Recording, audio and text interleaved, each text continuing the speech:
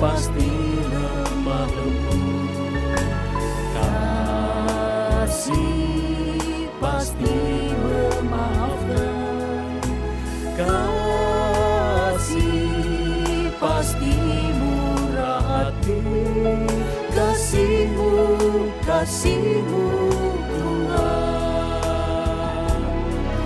Ajarilah kami ini saling mengasihi, ajarilah kami ini saling mengampuni, ajarilah kami ini kasih-Mu ya Tuhan, kasih-Mu kudus tiada batasnya.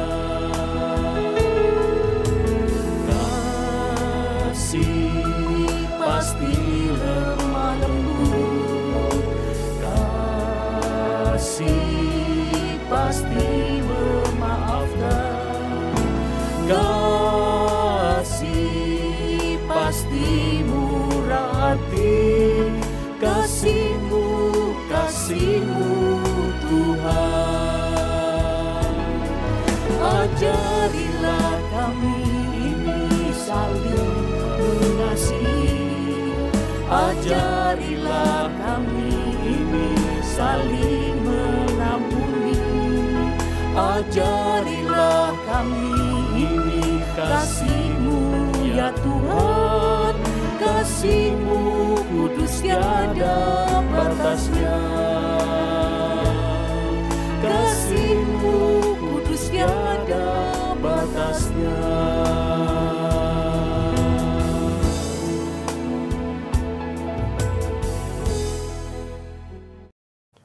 Shalom jemaat sekalian, selamat hari Minggu dan selamat beribadah secara online bersama GKI Darmo Satelit.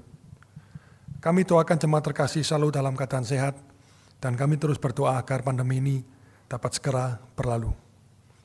Kebaktian minggu ini akan dilayani oleh Pendeta Paulus Cahaya Purnama dari GKI Gejayan, Yogyakarta dengan tema Surga dalam Keluarga. Kami atas nama majelis dan jemaat mengucapkan terima kasih atas pelayanannya. Tuhan memberkati. Kami juga mengimbau jemaat sekalian untuk mengikuti ibadah ini dari awal hingga akhir. Berikut adalah warta lisan dan warta video dari PRK yang dapat jemaat ketahui.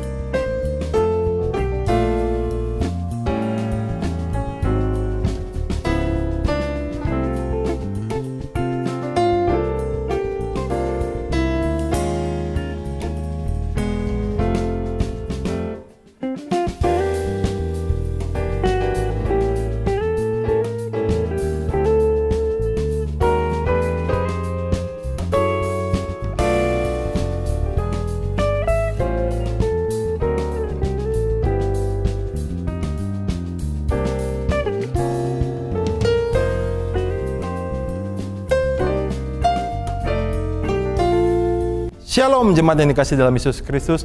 Berikut adalah rangkaian acara Bulan Keluarga GKI Dasa yang dapat jemaat ikuti.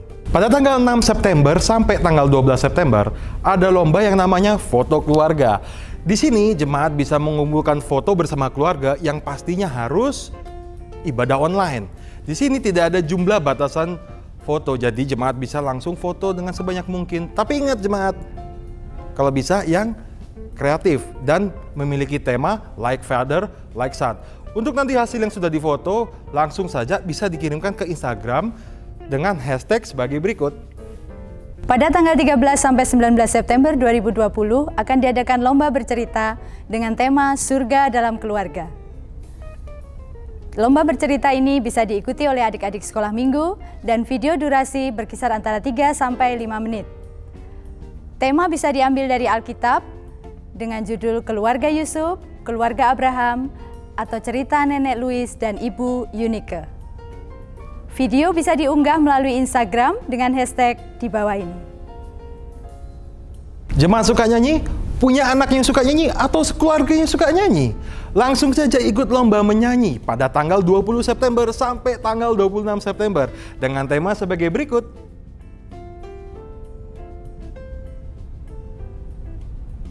Dan jangan lupa juga untuk hasilnya nanti bisa hashtag sebagai berikut. Pada tanggal 22 September 2020, kita akan bersama-sama mengikuti ibadah syukur online Hari Ulang Tahun GKI Darmo Satelit yang ke-31. Jemaat bisa mengikuti ibadah syukur online ini melalui channel YouTube GKI Darmo Satelit. Jemaat bisa langsung aja subscribe channel GKI Dasa dengan cara klik tombol merah di bawah. Dan ingat, jangan lupa bunyikan loncengnya agar jemaat yang terkasih bisa menerima info maupun kegiatan yang terbaru dari GKI Darmo Satelit. Selamat mengikuti rangkaian acara Bulan Keluarga GKI Darmo Satelit. Tuhan Yesus memberkati.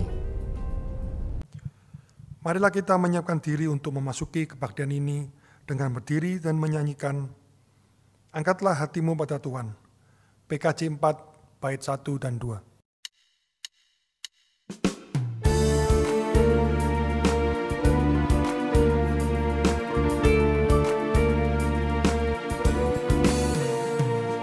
Angkatlah hatimu pada Tuhan, bunyikan kecapi dan menari. Jangan lupa bawa persembahan.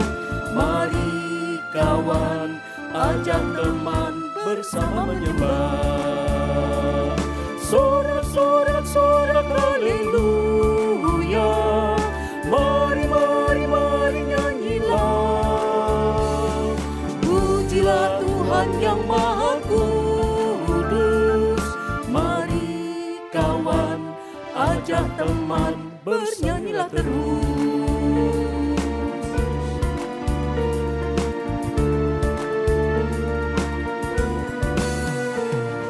Janganlah mengaku anak Tuhan jika engkau mengeraskan hati. Jadilah pelaku firman Tuhan. Mari kawan, ajak teman bersama menyembah. Sorak, sorak, sorak, haleluya. Mari, mari, mari nyanyilah. Pujilah Tuhan yang Maha Kudus. Mari kawan, ajak teman, bernyanyilah terus.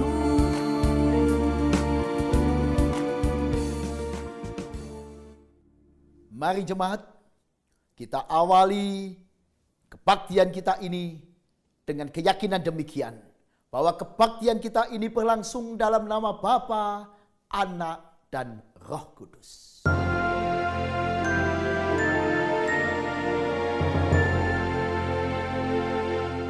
Amin, amin, amin.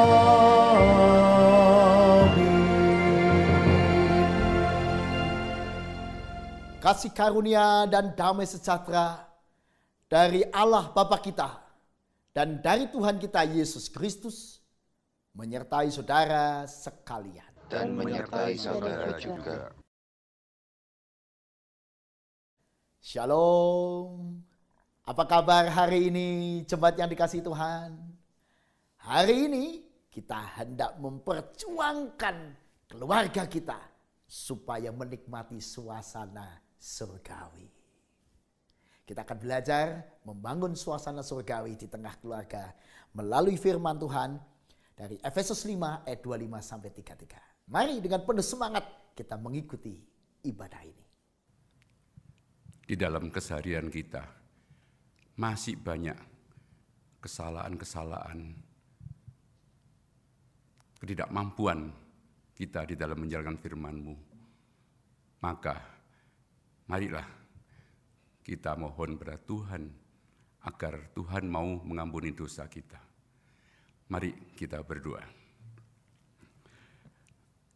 Tuhan Yesus Kristus, Tuhan yang hidup dan menghidupi kami semua.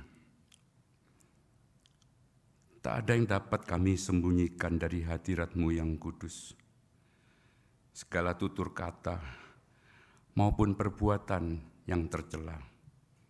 Ketidakmampuan kami di dalam menghadirkan kasih Kristus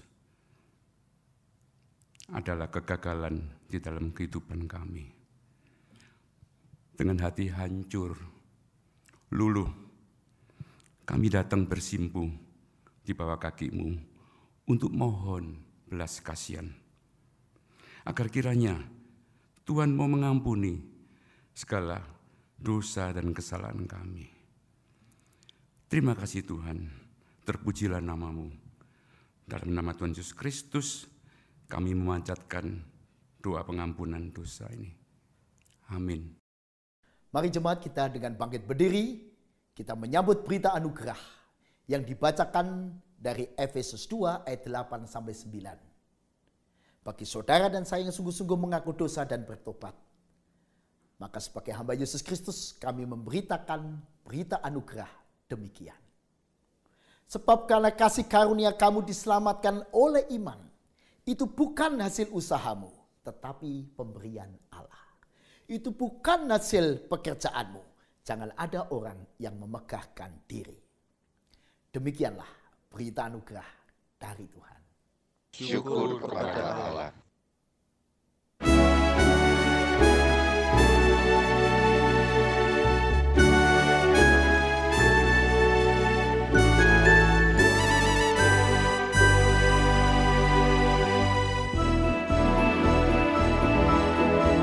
Berlimpah sukacita di hatiku, di hatiku. Di hatiku berlimpah sukacita di hatiku, tetap di hatiku. Aku bersyukur, bersukacita, kasih Tuhan diam di dalamku. Aku bersyukur, bersukacita, kasih Tuhan diam di dalamku.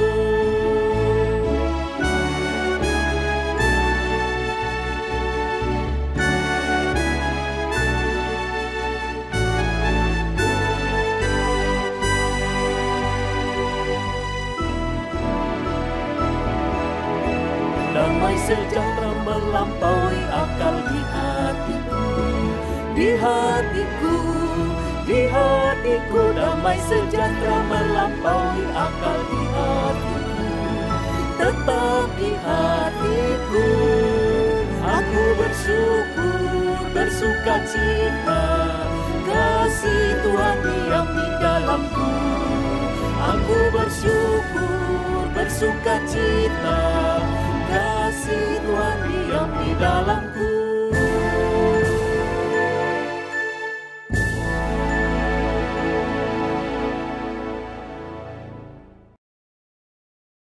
Mari jemaat kita bersama-sama berdoa sebelum membaca dan merenungkan sabda Tuhan. Mari kita berdoa. Ya Tuhan, tolonglah kami kalau sebentar kami hendak membaca dan merenungkan firman-Mu.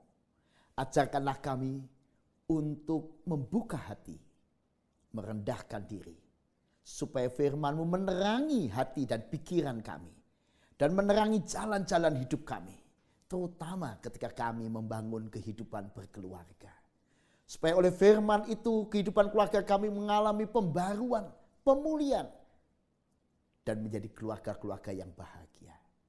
Tolonglah kami ya Tuhan supaya dalam kelemahan kami boleh dimampukan mengerti apa yang kami baca. Dimampukan untuk melakukan apa yang menjadi kehendak Tuhan dalam hidup kami.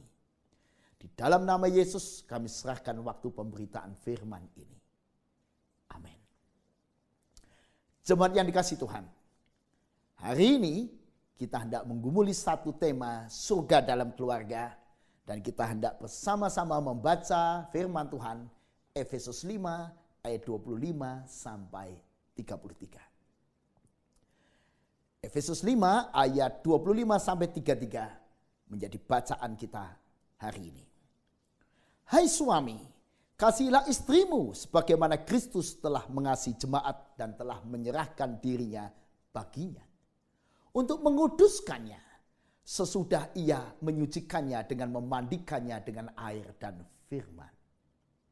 Supaya dengan demikian ia menempatkan jemaat di hadapan dirinya dengan cemerlang tanpa cacat atau kerut atau yang serupa itu, tetapi supaya jemaat kudus dan tidak bercela. Demikian juga suami harus mengasihi istrinya sama seperti tubuhnya sendiri. Siapa yang mengasihi istrinya mengasihi dirinya sendiri. Sebab tidak pernah orang membenci tubuhnya sendiri, tetapi mengasuhnya dan merawatinya sama seperti Kristus terhadap jemaat, karena kita adalah anggota tubuhnya. Sebab itu laki-laki akan meninggalkan ayahnya dan ibunya dan bersatu dengan istrinya, sehingga keduanya itu menjadi satu daging. Rahasia ini besar, tetapi yang aku maksudkan ialah hubungan Kristus dan jemaat. Bagaimanapun juga bagi kamu masing-masing berlaku, kasihlah istrimu seperti dirimu sendiri, dan istri hendaklah menghormati suaminya. Demikianlah pembacaan firman Tuhan. Yang berbahagia adalah kita yang tidak hanya mendengar atau tidak hanya membaca, tapi juga menjadi pelaku firman Tuhan. Haleluya. Haleluya, haleluya, haleluya.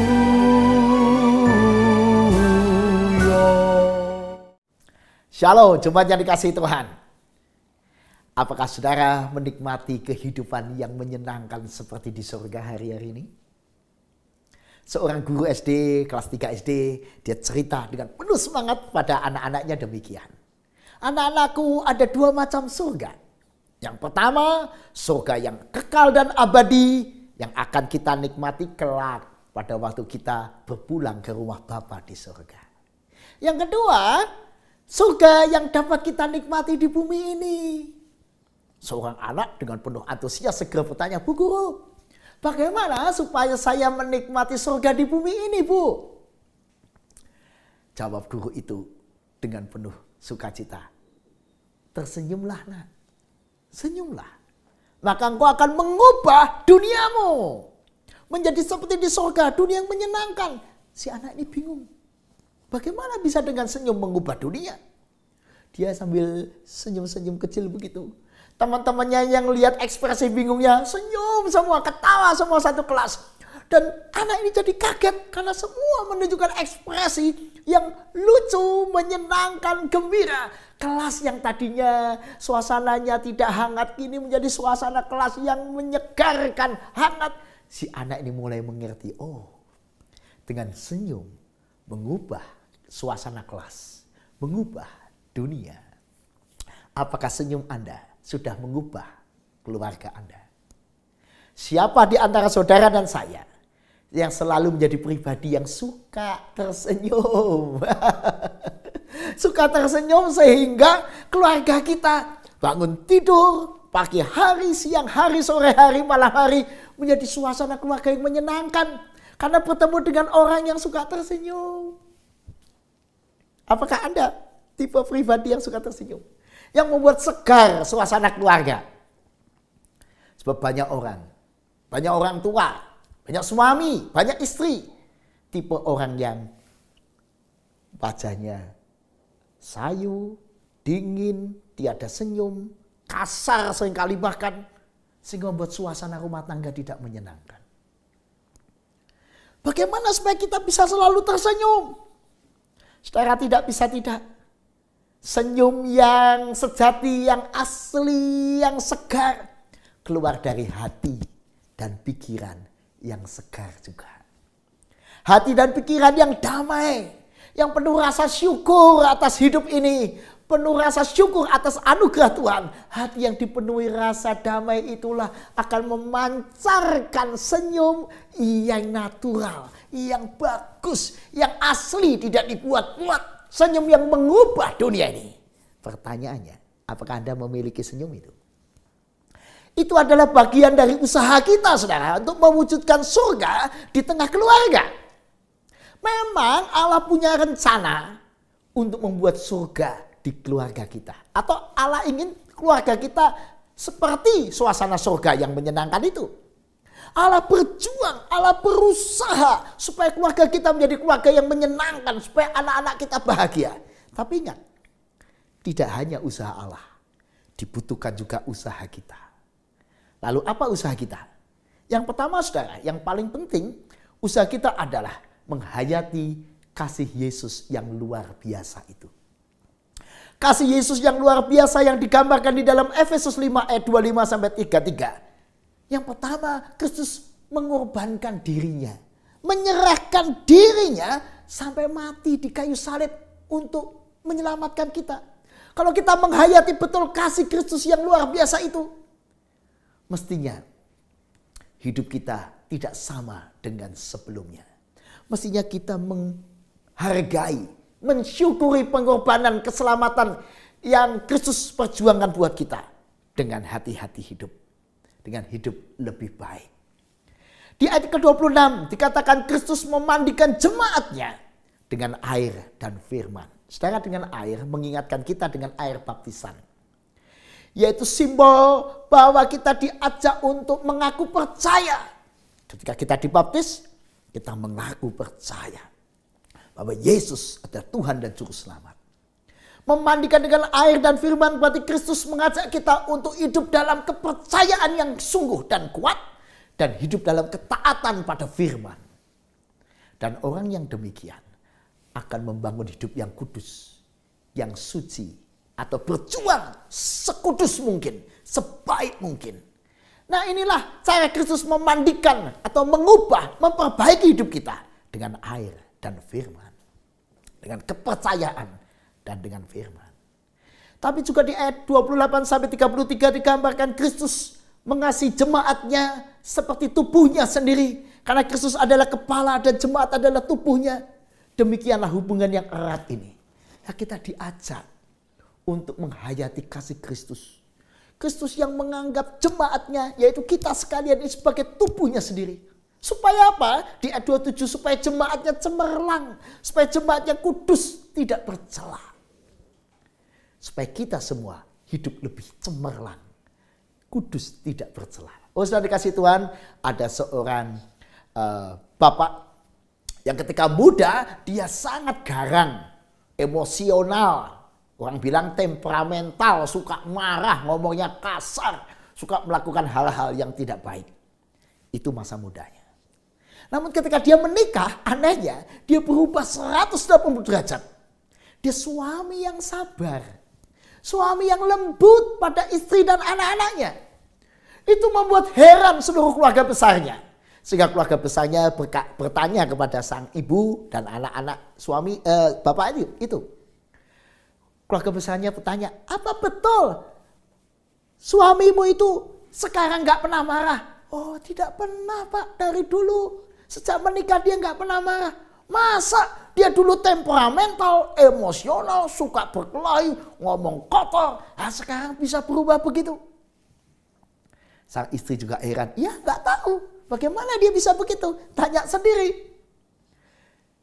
Si bapak yang dimaksud itu menjawab, ya dulu ketika aku masih muda, memang aku temperamental dan aku bukan pribadi yang baik. Tapi sejak aku sadar bahwa aku sudah ditebus oleh Yesus, aku tidak mau menyia-nyiakan waktuku, aku tidak mau menyia-nyiakan hidupku. Aku ingin hidup baik seperti yang Tuhan inginkan. Sejak itu aku sadar aku harus hidup mengalami pembaruan hati, pembaruan pikiran. Seperti dimandikan hati dan pikirannya. Dengan apa? Dengan kepercayaan dan dengan firman. Sejak itu aku berjuang untuk menjadi pribadi sebaik mungkin. Nah, inilah aku sekarang hari ini.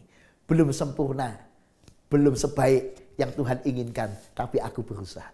Saudara, kisah dari pasangan ini, kisah perubahan Bapak itu menjadi inspirasi buat kita. Menghayati kasih Kristus membuat hidup kita mengalami perubahan.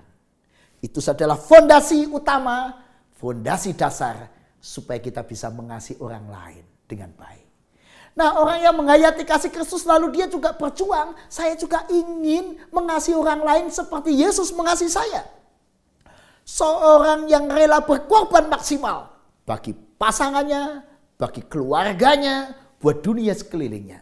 Seorang yang juga lalu memandikan keluarganya dengan air dan firman. Saudara, bagaimana saudara dan saya memandikan keluarga saudara? Memandikan itu simbol membersihkan. Simbol membuat menjadi lebih baik, menjadi sehat. Dengan mandi kita lebih sehat, dengan mandi kita lebih segar. Dengan cara bagaimana saudara menyegarkan keluarga saudara? Kita diajak menyegarkan, menyehatkan dengan air dan firman. Air, yaitu dengan kepercayaan yang kuat sungguh pada Yesus. Yang kedua dengan firman. Dan dengan cara bagaimana saudara membangun itu. Ayo saudara.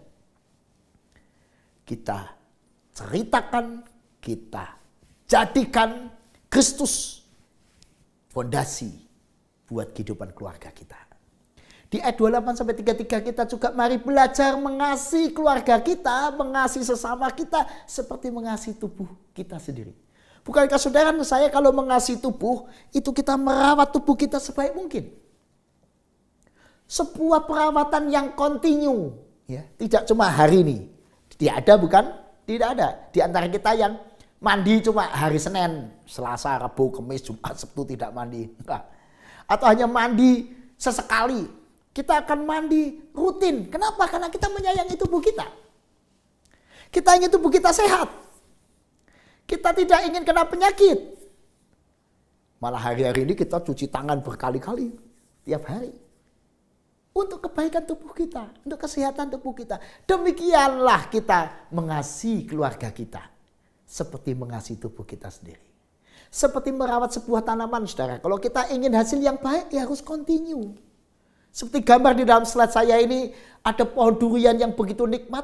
Untuk bisa menjadi pohon durian ini berbuah, lebat, dan nikmat. Perlu proses terus menerus. Gak cuma bibit yang baik, tapi perawatan yang baik.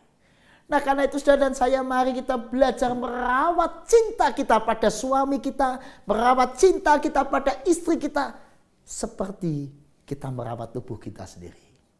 Selalu memberi yang terbaik. Selalu ada waktu buat suami, selalu ada waktu buat istri, selalu ada waktu buat anak-anak, dan selalu memberi yang terbaik buat mereka. Selalu ada maaf, selalu ada pengertian.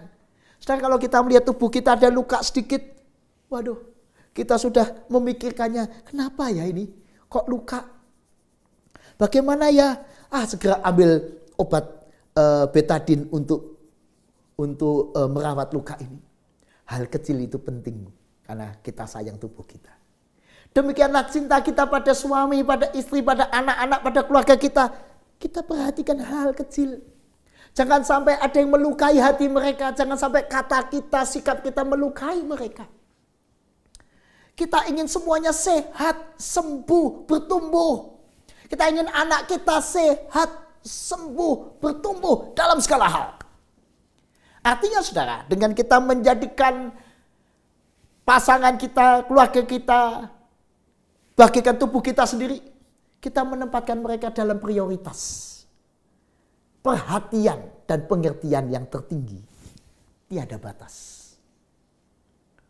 Dengan kata lain kita rela berkorban maksimal. Bahkan kita rela karier kita kalah atau dikalahkan.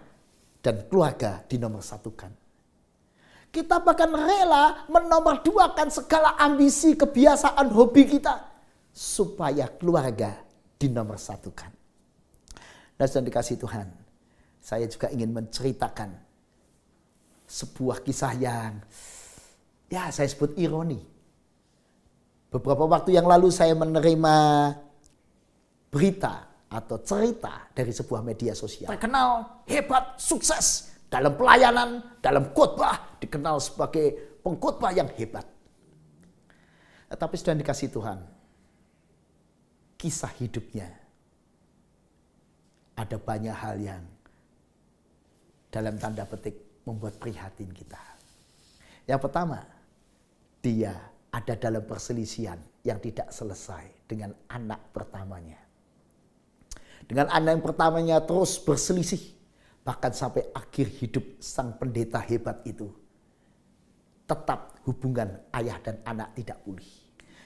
Bahkan biasanya kalau pendeta itu kalau meninggal atau berpulang ke rumah Bapa, disemayamkan jenazahnya di gereja di mana dia melayani.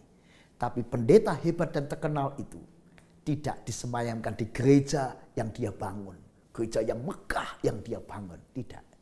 Dia hanya disemayamkan di rumah duka biasa atau umumnya. Kenapa? Karena gereja tadi dikuasai anak sulungnya. Dan tidak boleh sang ayah disemayamkan di sana.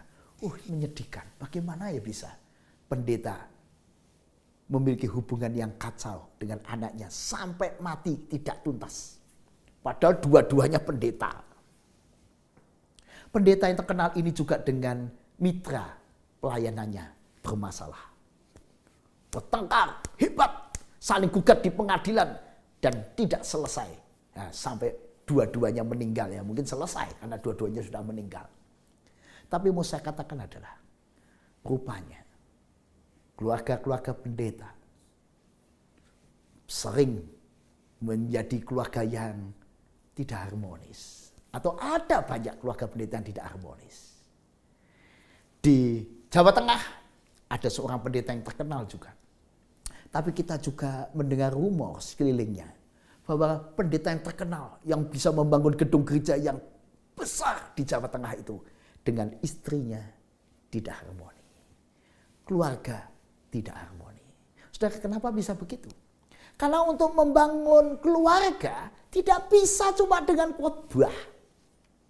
Tidak bisa kita mengkhotbahi pasangan kita, menggurui anak kita. Nggak bisa.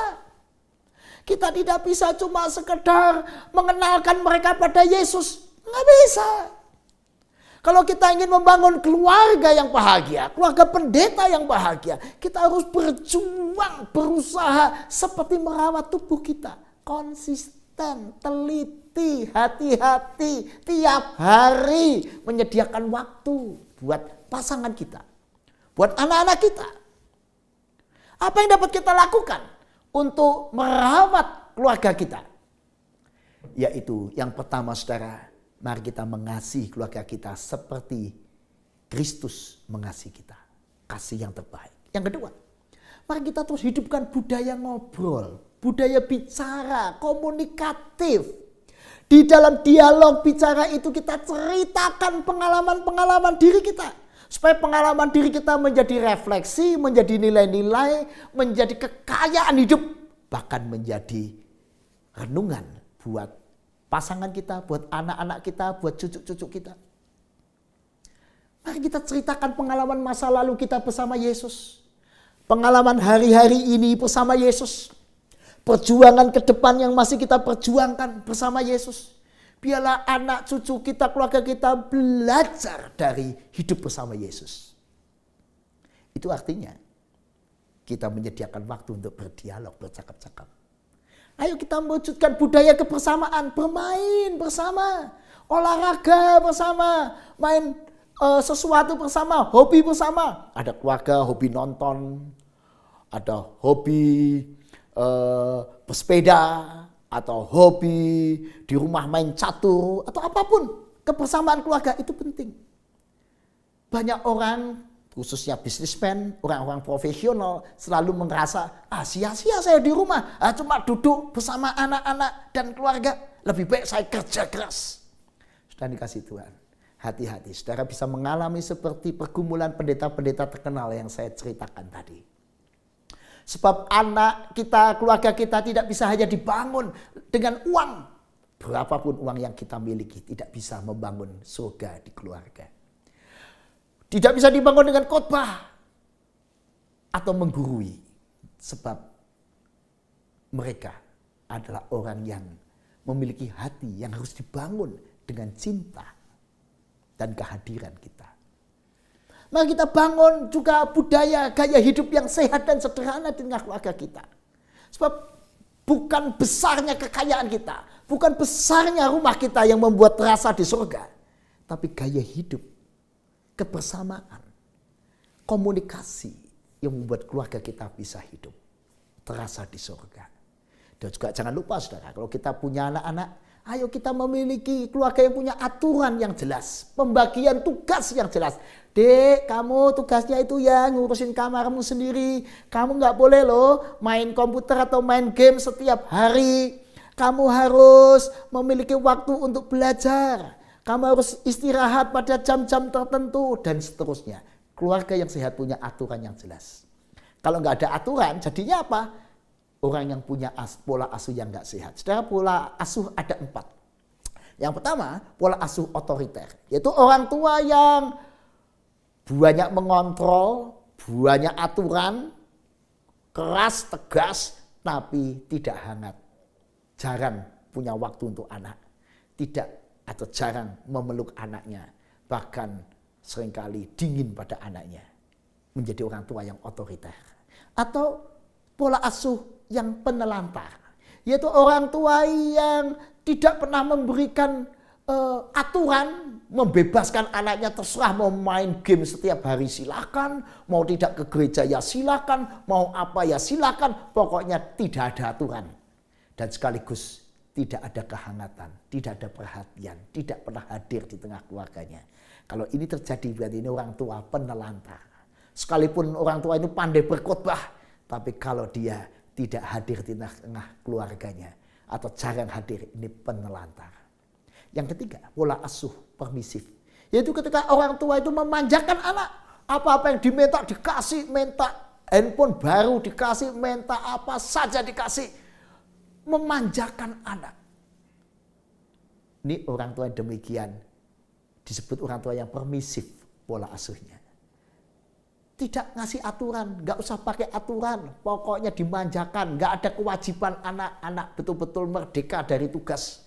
Nah, ini orang tua yang memanjakan anak. Tetapi bukan demikian yang sehat. Kalau kita ingin membangun masa depan yang baik, anak-anak yang tangguh, anak-anak yang percaya diri, anak-anak yang disiplin dan mandiri, kita harus membangun pola asuh yang demokratis. Pola asuh yang demokratis berarti memiliki aturan yang jelas, tapi juga memiliki kehangatan, kehadiran, sapaan, komunikasi, pelukan yang hangat. Kehangatan hubungan orang tua dan anak yang seimbang dengan kontrol yang baik, yang bijak juga membuat suasana demokratis. Anak-anak akan merasa nyaman di rumah sekalipun ada tugas yang jelas. Anak-anak akan tumbuh dengan mandiri, anak yang sehat, yang menghormati orang tuanya. Sudah dikasih Tuhan, mengapa banyak anak tidak menghormati orang tuanya? Karena pola asuh yang tidak sehat. Mungkin memanjakan, mungkin penelantar atau otoriter. Tapi kalau kita ingin anak-anak kita menghormati kita sebagai orang tua, didik dengan demokratis. Dan tidak bisa tidak, kita harus hadir di tengahnya. Sudah dikasih Tuhan, jangan sampai kisah menyedihkan keluarga pendeta yang hebat itu terjadi dalam hidup kita. Oh, menyesalnya tiada berkesudahan. Tapi sudah dikasih Tuhan, apapun yang terjadi selama kita masih ada di dunia ini belum terlambat. Karena itu buat saudara dan saya yang ingin berjuang mewujudkan surga di tengah keluarga, belum terlambat. Kenapa belum terlambat? Ada pertolongan Tuhan. Tuhan tidak akan pernah berhenti menolong kita. Karena itu mari kita terus tidak pernah putus asa berjuang. Apa yang harus kita lakukan? Tadi sudah kita ceritakan di dalam firman. Yang terutama adalah belajar mengasihi lebih sungguh. Seperti Tuhan mengasihi kita. Seperti Yesus mengampuni kita. Seperti Yesus melayani kita, mari kita belajar melakukannya lebih sungguh-sungguh lagi. Mengasihi lebih sungguh. Mengampuni lebih sungguh. Tuhan lebih dulu melayani kepadaku mengasihi, mengampuni lebih sungguh. Mari kita berdoa.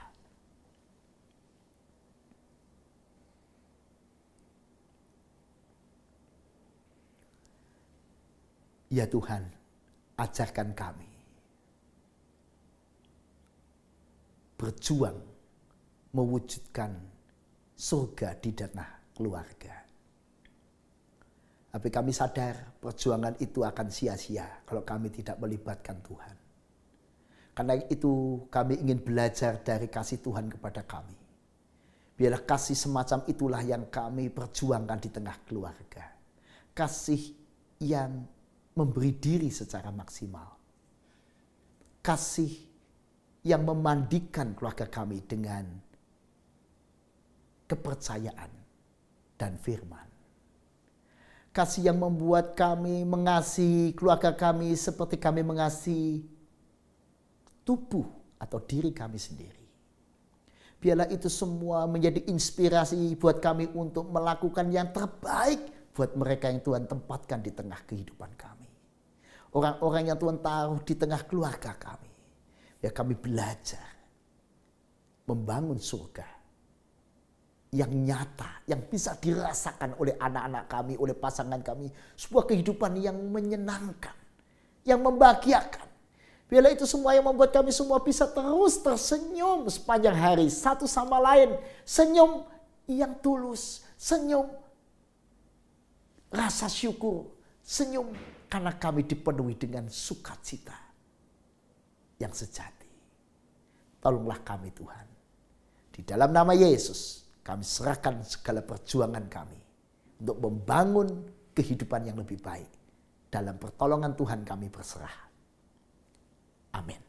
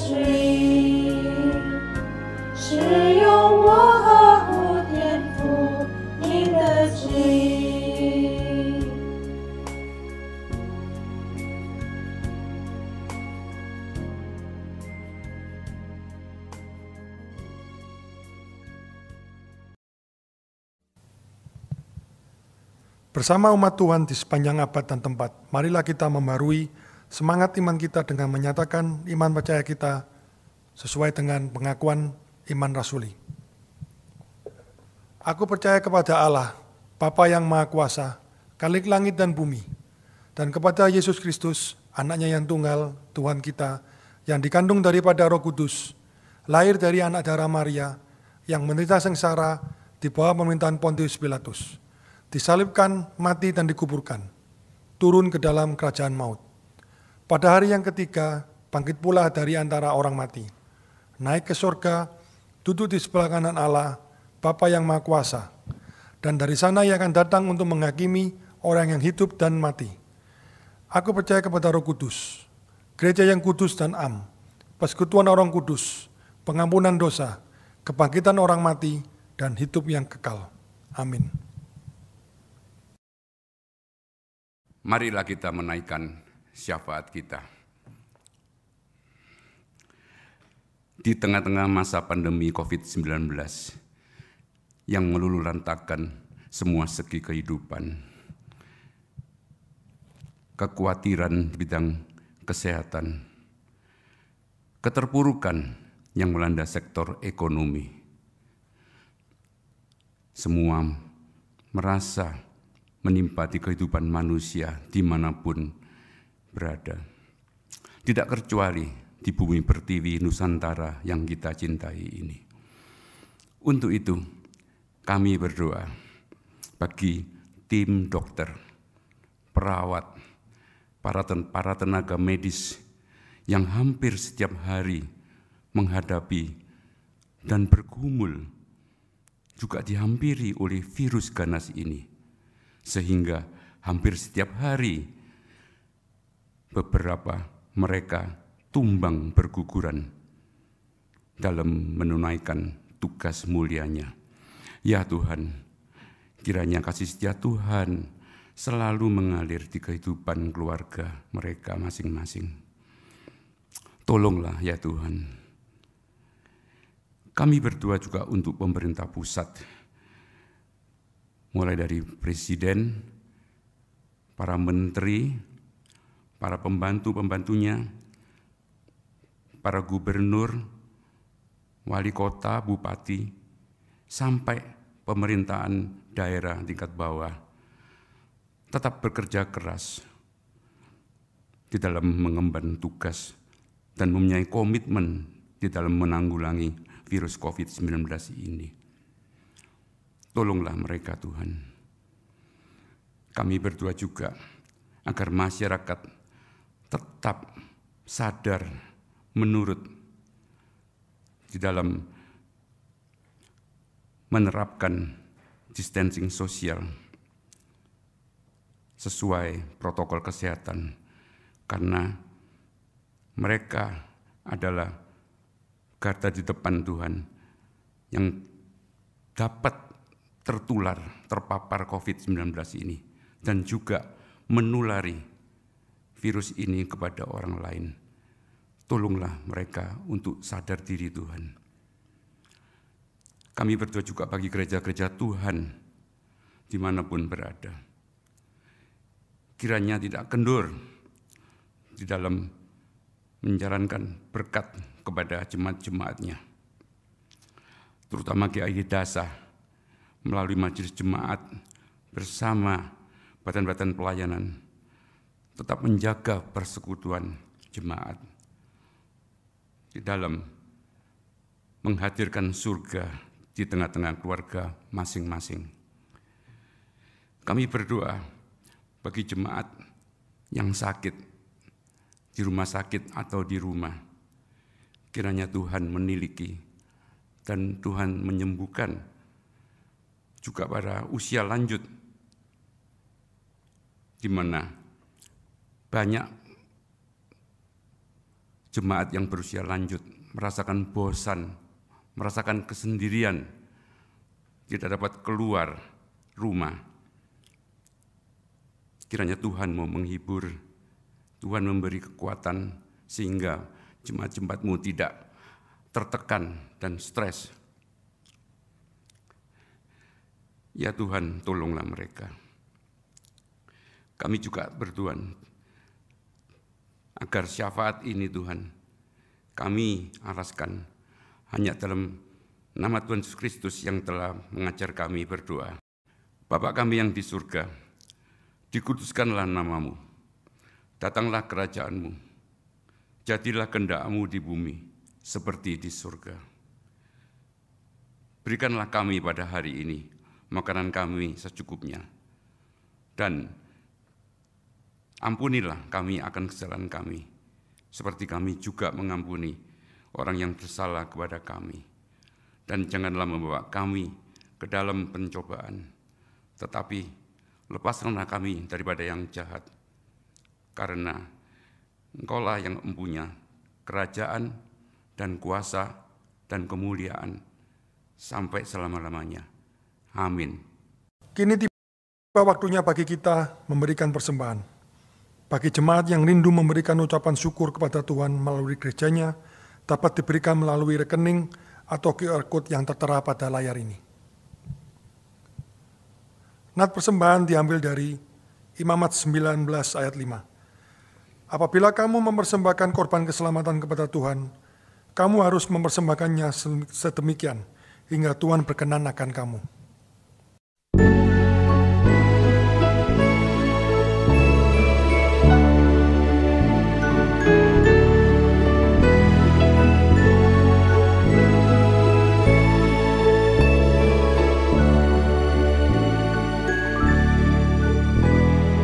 Hujan berkat kan tercurah, itulah janji kudus.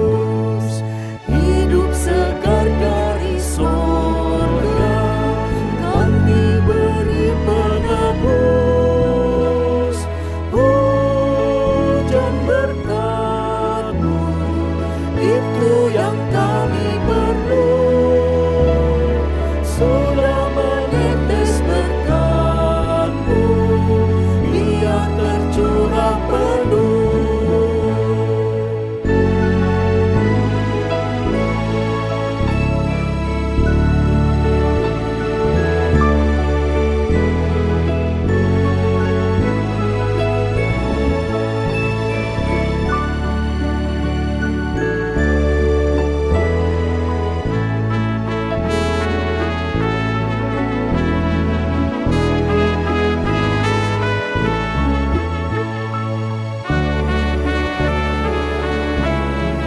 Prosesi awal mulai. Marilah kita menyiapkan diri untuk memasuki pagelaran dengan berdiri dan menyanyikan Akarlah Hatiku Pada.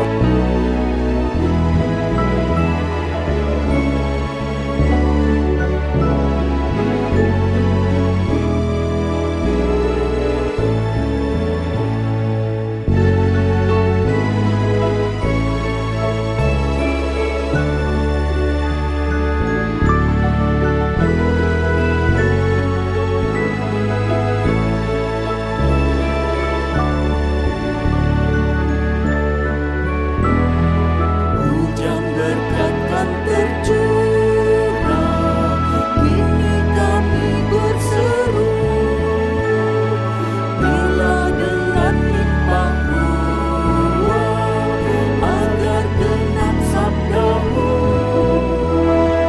Hujan berkat-Mu, itu yang kami perlu. Sudah menetes berkat-Mu, biar tercurah penuh.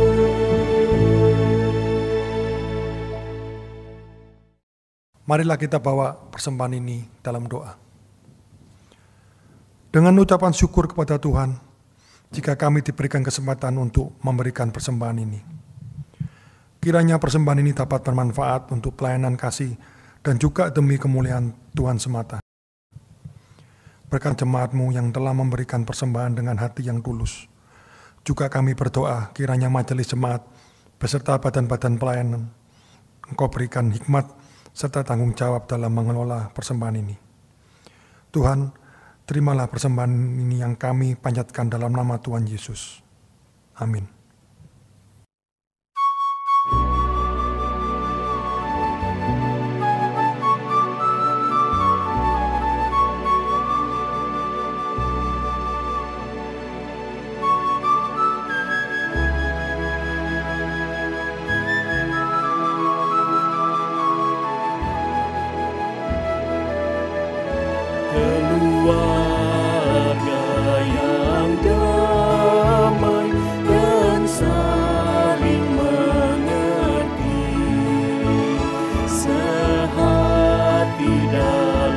dalam suka dan di dalam duka.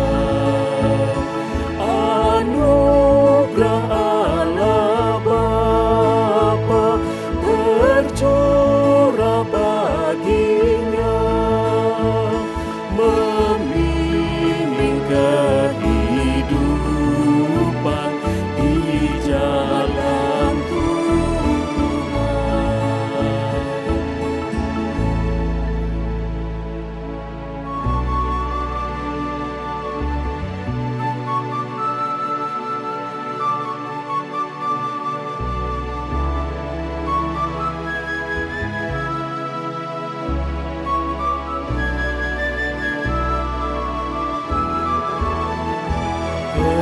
Keluarga beriman beralaskan firman, hidupnya bahagia,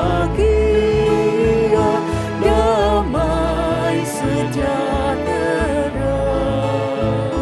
Anugerah Allah Bapa tercurah baginya, membimbing kehidupan di jalan Tuhan.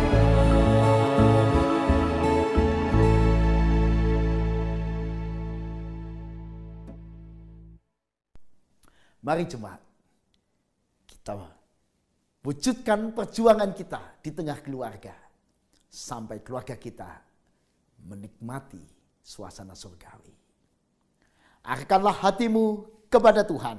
Kami mengarahkan hati kami kepada Tuhan. Jadilah saksi Kristus. Syukur kepada Allah, Terpujilah Tuhan. kini dan selamanya. Dan terimalah berkat Tuhan. Tuhan memberkati engkau dan melindungi engkau. Tuhan menyinari engkau dengan wajah-Nya dan memberi engkau kasih karunia.